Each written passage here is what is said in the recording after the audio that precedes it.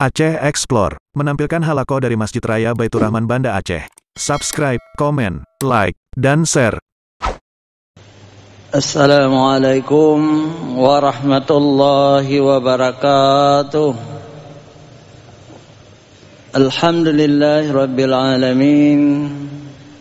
Wabihi nasta'inu ala umurid dunya waddin. Asyhadu an la ilaha illallah wahdahu la syarika lah. Al-haqqul malikul mubin. Wa asyhadu anna Muhammadan abduhu wa rasuluh shadiqul wa'dil amin. Allahumma salli ala sayyidina Muhammad wa ala alihi wa sahbihi ajma'in. Amma ba'd. Puji syukur kita panjatkan kehadirat Allah, pencipta semesta alam. Allah tempat kita meminta pertolongan, baik dalam urusan dunia maupun urusan akhirat kita. Selawat dan salam kepada baginda Rasulullah Muhammad sallallahu alaihi wasallam beserta keluarga dan sahabat beliau sekalian. Yang kami hormati guru-guru kami yang hadir di subuh yang mulia ini, hadirin wal hadirat yang dimuliakan Allah, juga jamaah haji dan rombongan pengantar jamaah. Alhamdulillah, di pagi yang mulia ini kita sebenarnya sama-sama merindukan tanah suci, terutama jamaah haji, rombongan pengantar, kita semuanya yang menyimak radio di rumah merindukan tanah suci Mekah dan Madinah adalah bagian dari iman. Orang-orang yang tidak rindu kepada tanah suci Mekah Madinah menunjukkan imannya masih bermasalah. Kita rindu tanah suci. Kenapa? Karena memang tanah yang lebih mulia, Mekah Madinah, tempat turunnya wahyu. Al-Quran diturunkan di Mekah, diturunkan di Madinah. Rasulullah lahir di Mekah, makamnya di Madinah. Hadis-hadis Rasulullah diucapkan oleh Rasulullah di Mekah dan di Madinah. Tempat manasik haji, tempat melaksanakan haji. Jadi manasik jangan dipikir hanya latihan di masjid-masjid aja, bukan. Yang disebut manasik itu tempat-tempat pelaksanaan jamaah haji, rukun haji. Yang ini terutama di Mekah. Justru di Madinah tidak ada, ya. Seandainya misalnya seseorang yang hanya melaksanakan haji di Mekah saja kemudian pulang ke kampung, hajinya sudah sah. Karena semua syarat-syarat dan rukun haji ada di Mekah Al-Mukarramah. Itu Arafah bagian dari Mekah, Mina juga bagian dari Mekah. Di Madinah tidak ada sebenarnya, tidak ada rukun haji. Tetapi sebagai umat junjungan alam Nabi besar Muhammad sallallahu alaihi wasallam, terlalu sombong kita. Sudah ke tanah suci, tidak mau berziarah ke makam beliau. Maka ulama mencari-cari ada ibadah apa di sana. Yang pertama tentu ziarah ke makam beliau. Yang kedua ada salat arba'in, 40 rakaat 8 hari ketika kita berada di Madinatul Munawwarah. Hadirin wal hadirat yang dirahmati Allah Subhanahu wa taala. Kalau di Mekah Al-Mukarramah ada tempat yang paling mustajab doa, yakni di dekat pintu Ka'bah Multazam, maka di Madinah juga ada tempat yang paling mustajab doa, yakni di Raudhah. Raudhah itu zaman dulu adalah masjid Rasulullah, masjid yang dibangun oleh Rasulullah. Nah, di luar itu tidak ada lagi Raudhah. Raudhah itu ada tiang-tiang khusus mirip batang kurma, itu Raudhah.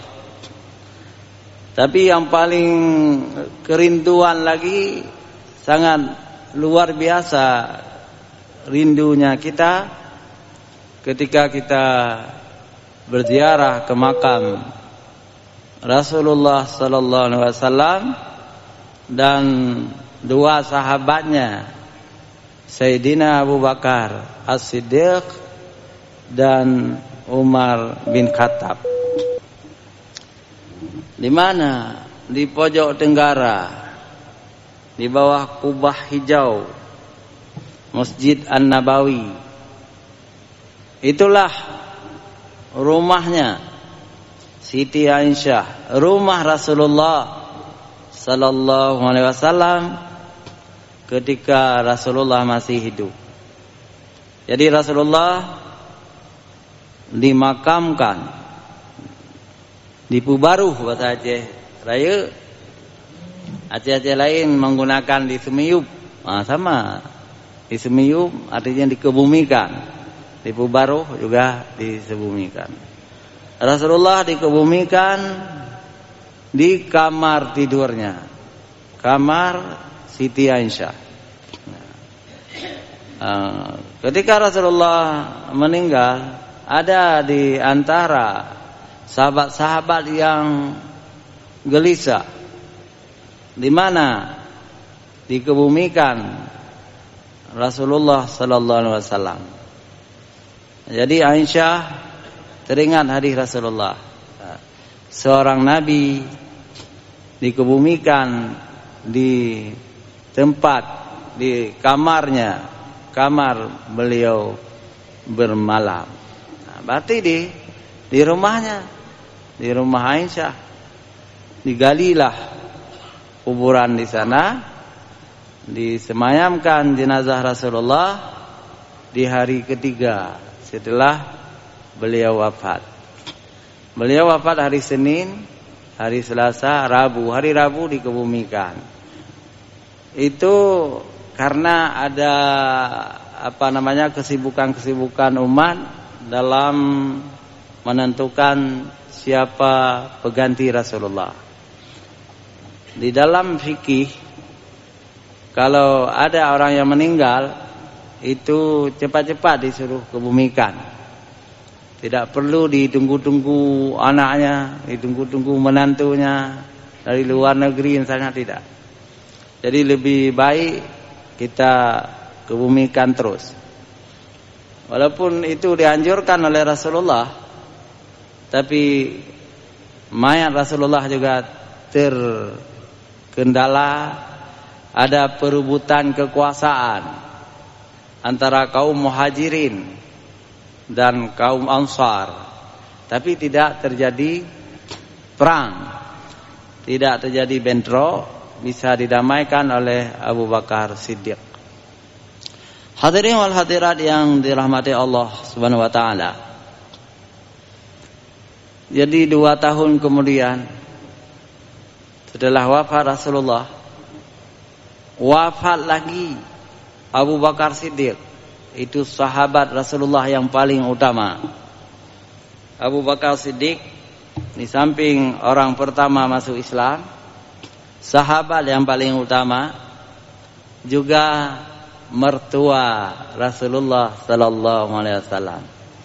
Rasulullah berumah tangga dengan anak Abu Bakar Siddiq, yakni Siti Aisyah radhiyallahu anha, anak Abu Bakar, ya. Jadi artinya Abu Bakar itu kepada Nabi itu adalah menantunya, dan tempatnya dikebumikan di sebelah Rasulullah, ya, di sebelah Rasulullah. Jadi kemana kepala mereka itu, ya, kepala. Kalau kita di Aceh kan barat, menghadap barat kita. Kenapa kita menghadap ke barat? Karena di barat itu kiblat kita, Ka'bah ada di barat. Maka orang-orang Indonesia, Malaysia, dan seluruh orang Asia Tenggara kalau dikebumikan menghadap ke barat. Jadi Rasulullah bukan ke barat, kepala Rasulullah itu bukan ke barat, ya. Kepala Rasulullah itu bukan ke barat. Kemana juga? Kepalanya ke selatan, ya. Kenapa beliau menghadap ke selatan, ya? Kenapa? Karena kiblatnya di Mekah. Kiblat di Mekah. Supaya Rasulullah menghadap kiblat, maka kepala Rasulullah ke selatan. Nah, ini sekedar ilmu, ya. Jadi 2 tahun setelah Rasulullah wafat tadi, wafat Abu Bakar Siddiq. Dikebumikan juga di situ. Kenapa dikebumikan di situ? Itu permintaan dari Aisyah, ayah saya, nah, kan? Apalagi beliau khalifah, sahabatnya Rasulullah, jadi dikebumikan di kamar saya. Hadirin wal hadirat yang dirahmati Allah, 15 tahun kemudian wafat lagi khalifah yang kedua, yakni Umar bin Khattab. Umar bin Khattab seperti kita tahu ditusuk, dibunuh oleh seorang Yahudi yang bernama Abu Lulu. Abu Lulu haram jadah itu. Jadi kalau kita maki kafir yang jahat itu tidak dosa, ya.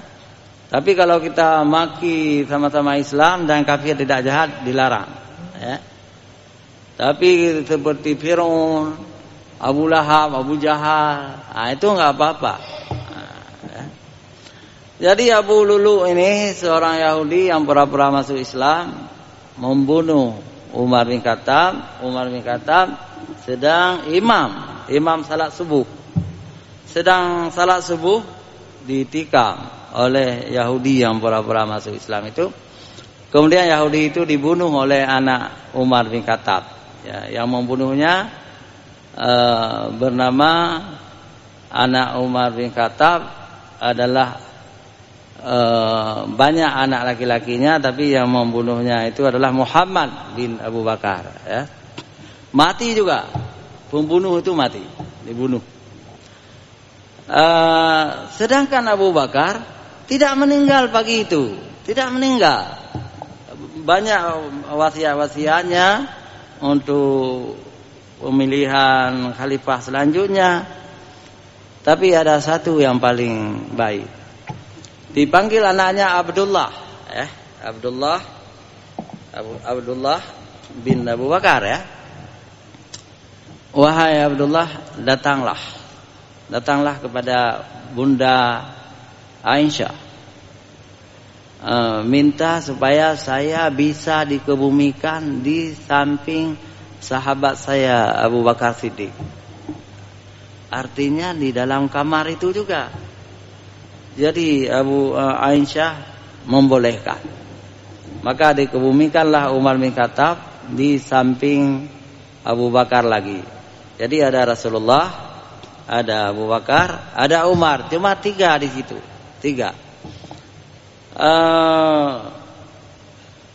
Kalau kita ke sana nanti berziarah, berilah salam kepada Rasulullah. Assalamualaikum ya Rasulullah, atau ya Habibullah dan sebagainya. Kemudian melangkah lagi ke belakang, mundur. Kalau sebelah barat kita masuk, beri salam lagi kepada Abu Bakar. Assalamualaikum ya Abu Bakar. Kemudian mundur satu langkah lagi. Assalamualaikum ya Umar bin Khattab. Hadirin wal hadirat yang dirahmati Allah, mungkin diantara kita bertanya-tanya, kenapa cuma 3 orang di situ? Atau 2 sahabat saja? Kenapa Utsman bin Affan tidak di situ? Kenapa Sayyidina Ali bin Abi Thalib juga sahabat utama, tapi 2-nya tidak di situ? Hadirin wal hadirat yang dirahmati Allah Subhanahu wa taala. Jadi Utsman bin Affan juga dibunuh. Dibunuh juga, syahid juga. Utsman bin Affan dibunuh oleh pemberontak. Pemberontak dari Mesir, dari Irak, dari kota-kota lain yang datang ke Madinah memberontak. Mereka mengepung rumah Utsman bin Affan yang menurut para sejarawan, seperti yang dikatakan oleh Ibnu Khaldun dalam kitabnya Al-Muqaddimah, pemberontak itu sebenarnya bukan orang beriman, tetapi mereka adalah munafik, orang-orang munafik, karena membunuh menantu Rasulullah Utsman bin Affan yang sudah dijamin masuk surga, artinya imannya tidak benar. Walaupun mereka itu agamanya Islam. Pemberontak itu beragama Islam semuanya, tapi sudah menyatu kejahatan itu. Orang-orang munafik, Islam tidak masuk dalam dadanya. Hanya Islam hanya di mulutnya. Masa Utsman bin Affan, orang yang paling banyak mengorbankan hartanya demi Islam, khalifah yang mengumpulkan Al-Quran, menantu Rasulullah, 2 anak Rasulullah, 2 putri Rasulullah, itu istrinya Utsman bin Affan. Kok dibunuh? Berarti yang membunuh itu orang-orang munafik. Jadi Ruqayyah dan Ummi Kalsum ini adalah anak Rasulullah, istri Utsman bin Affan. Ya. Jadi tidak sekaligus. Setelah meninggal Ruqayyah baru kawin dengan Ummi Kalsum. Jadi Utsman bin Affan dituduh tidak adil, tidak adil, ini itu macam-macam. Mereka kepung, mereka bakar pintu rumah Utsman bin Affan, kemudian mereka bunuh dengan pedang. Ini orang-orang munafik, ya, orang-orang munafik. Utsman penghuni surga hari akhirat nanti. Orang-orang munafik itu penghuni neraka tentunya. Hadirin wal hadirat yang dirahmati Allah, karena politik yang kacau balau, kota Madinah dikuasai oleh pemberontak jahat itu, maka mereka melarang dikebumikan dekat Rasulullah, Abu Bakar dan Umar. Maka yang mereka bolehkan adalah mengebumikan Rasulullah, mengebumikan Utsman bin Affan di pemakaman umum sebelah tenggara di Baqi'. Di situ. Baqi' pun bukan Baqi' yang dekat dengan Kubah Hijau itu, jauh sampai 1 kilometer di ujung Baqi'. Disitulah Utsman bin Affan yang diberi gelar oleh Rasulullah Dzul Nurul Aini, yang mempunyai 2 cahaya di hari akhirat nanti. Apa maknanya? Para ulama mengatakan dalam surga nanti Utsman bin Affan bercahaya yang lebih terang, 2 cahaya.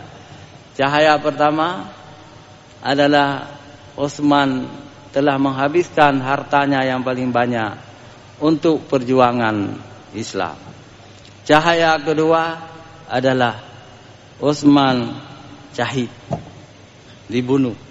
Orang-orang syahid itu bercahaya.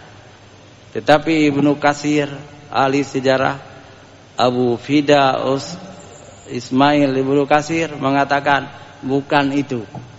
Yang disebut dua cahaya kepada Utsman adalah dua putri Rasulullah menjadi istri beliau. Wallahu a'lam. Hadirin wal hadirat yang dirahmati Allah, sahabat yang keempat, ya, sahabat yang keempat, Sayyidina Ali, ya, Sayyidina Ali. Sayyidina Ali juga penghuni surga, adik sepupu Rasulullah, menantu Rasulullah, istrinya Fatimah Al-Zahra.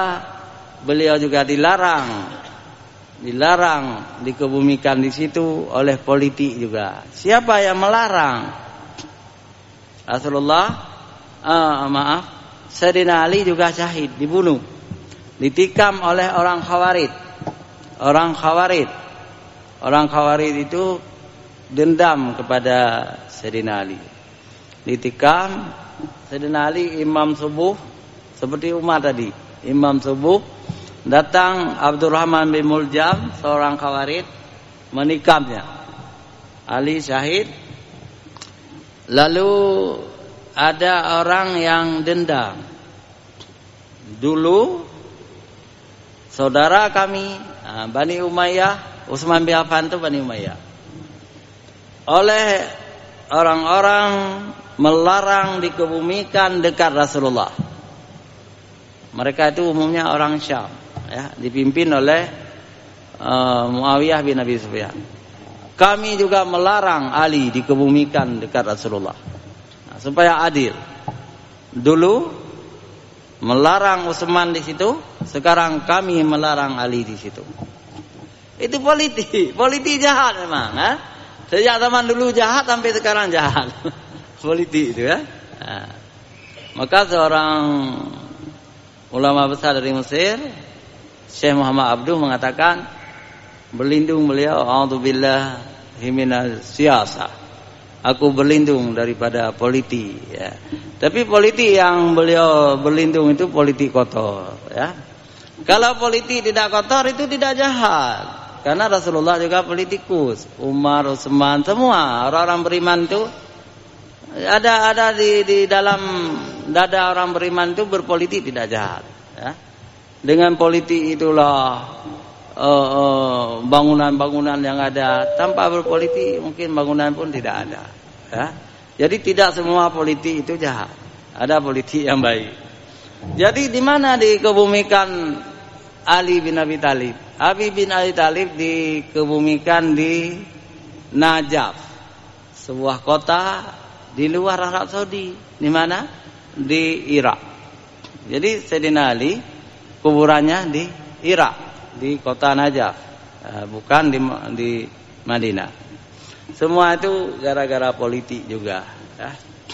Hadirin wal hadirat yang dirahmati Allah, para jamaah haji dan orang-orang yang ingin menunaikan ibadah haji dan umrah, bercita-citalah semoga kita sampai ke Madinah, kita berziarah ke makam Rasulullah, ya. Umar, Rasulullah, Abu Bakar, Umar, Utsman ada di Baqi', ya. Kalau Ali itu tidak mungkin kita ke sana di Irak, ya, di kota Najaf, tetapi kerinduan itu ada. Saya pernah ditawarkan oleh duta besar Iran, ya, untuk berziarah ke Najaf, ya, di Irak, tapi gagal waktu itu karena ada perang, ya. Kemudian tidak ditawar-tawarkan lagi, walaupun saya masih menggoda-goda. Namanya Abu Ali, namanya orang Betawi yang kerja di duta besar Iran, ya. Tapi walaupun kita singgung-singgung, nggak ditawar-tawarkan lagi, nggak diajak lagi, nggak apa-apa lah. Nah, hadirin wal hadirat yang dirahmati Allah, Itulah sekilas tentang 4 sahabat Rasulullah. 4 sahabat itu biasanya di Aceh ditulis di mimbar-mimbar ya. Abu Bakar, Umar, Utsman, Ali. Memang sahabat utama, paling utama. Ketiga-tiganya ada hubungan dengan Rasulullah sallallahu alaihi wasallam. Abu Bakar dan Umar itu adalah mertua Rasulullah sallallahu alaihi wasallam. Anak Abu Bakar itu istri Nabi bernama Aisyah. Anak Umar istri Nabi juga bernama Hafsah. Kemudian Utsman menantu Nabi, Sayyidina Ali juga menantu Nabi. Jadi istri Sayyidina Utsman Ruqayyah dan Ummi Kalsum, dan istri Ali bin Abi Thalib adalah Fatimah At-Tahra radhiyallahu anha. Hanya sampai di sini, mudah-mudahan berguna bagi kita semua. Hadanallah wa iyyakum ajma'in. Wassalamualaikum warahmatullahi wabarakatuh.